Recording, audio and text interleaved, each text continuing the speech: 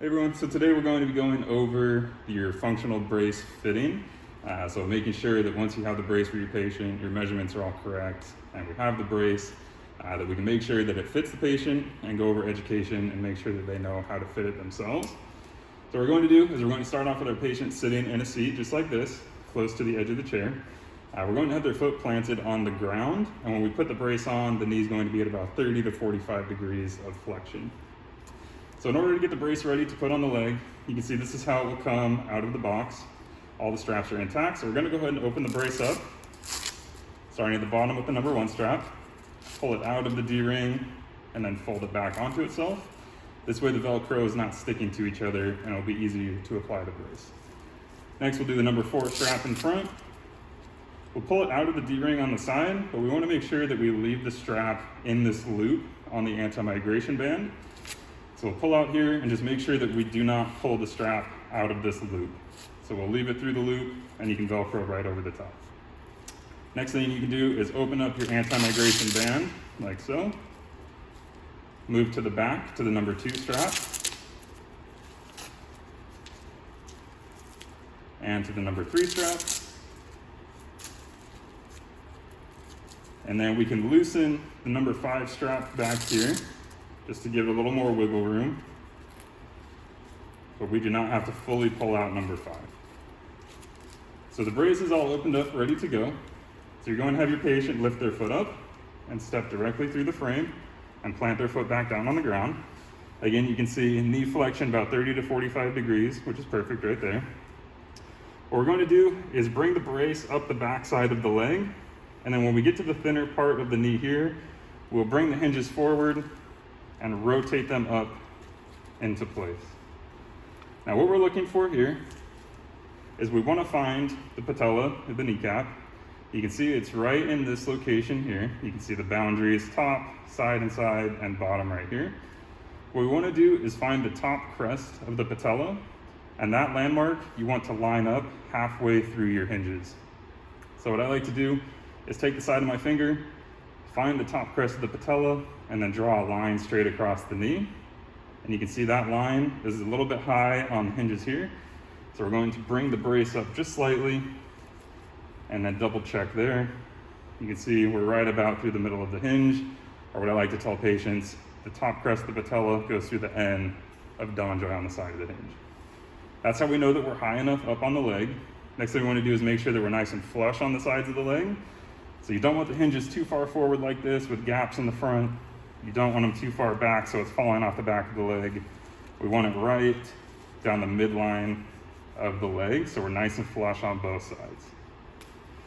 So the brace is lined up in the correct spot now. So what we can do is start strapping it up.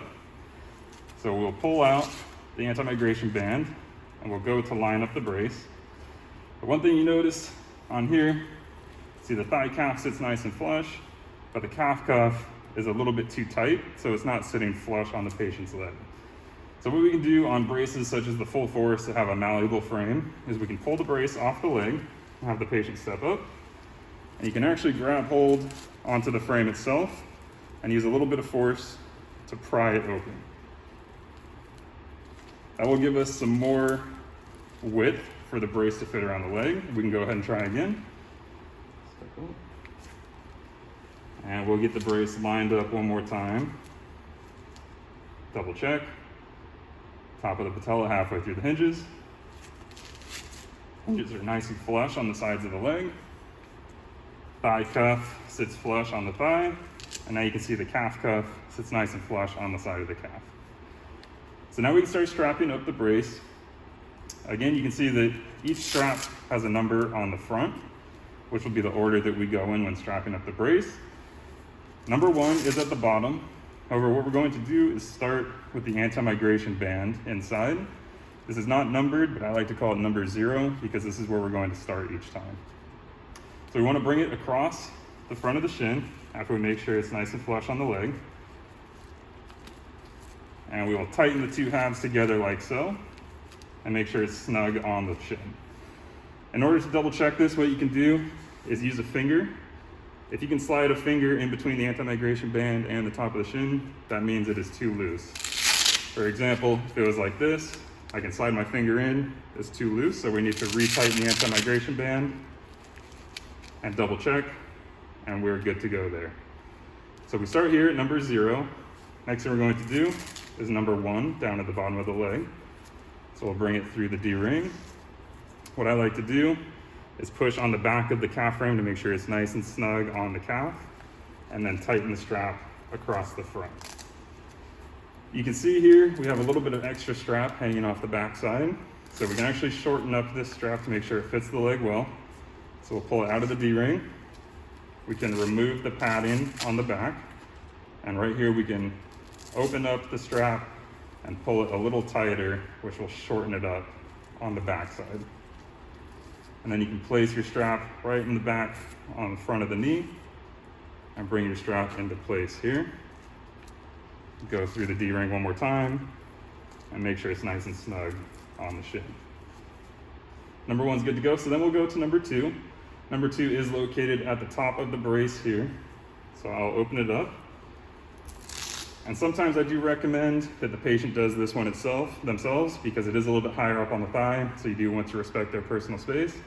So the patient go ahead and take the strap and pull it around the back side of the thigh. Make sure the pads are nice and flush, and then through the D-ring. This strap we do not want to be overly tight, so we'll just pull it until it's nice and snug. You can push on the top of the thigh frame as well, and then just lightly snug it down and tighten the Velcro. So number 2 is good to go there. Now we have number 3, which is a little bit lower on the back side of the leg. Again, we'll go around the back, pull out the D-ring, and before you tighten down number 3, you want to make sure that your hinges are still in the same location so that they're nicely seated on the sides of the leg. Number 3 strap will help prevent them from sliding forward on the leg. So we'll go ahead and make sure that's in the correct spot, and then tighten down and attach your Velcro. Next one is going to be your number 4 strap in the front. This strap is very crucial to make sure that the brace stays in the correct position, as it will help prevent with migration as well. So we'll bring number 4 through the D-ring, and this one we can tighten down relatively snug. One thing to note when you are doing the straps, you can see if I just pull here, it may pull the frame and the brace out of position. So in order to prevent the brace rotating, I do like to stabilize on the frame itself and then pull through and tighten down the strap. That one is good to go. And then the last one is number 5, which is on the very back. Again, this is the ACL strapping sequence, so we only have straps 1 through 5, plus the anti-migration band. What we want to do is just make sure that number 5 is nice and snug. So we'll pull it snug and then tighten it across. And what I like to tell patients is once number 5 is set, you set it and forget it. So you only have to tighten it down the one time, and then we do not touch number 5 again. So now the brace is in the correct position and the patient is ready to wear it. So once the patient is done wearing the brace and they are ready to remove it, they can remove the straps in any order that they would like, but I always just recommend going in a reverse order of how the brace was put on. So again, we do not touch number 5 now that it has been set. So we will start with number 4 here. Go ahead and undo the strap, pull it out of the D-ring, again remembering to leave it through the strap on the anti-migration band and Velcro back onto itself there. And then we can go to number 3 on the back side. Release and fold back. And you can do number 2 strap up top.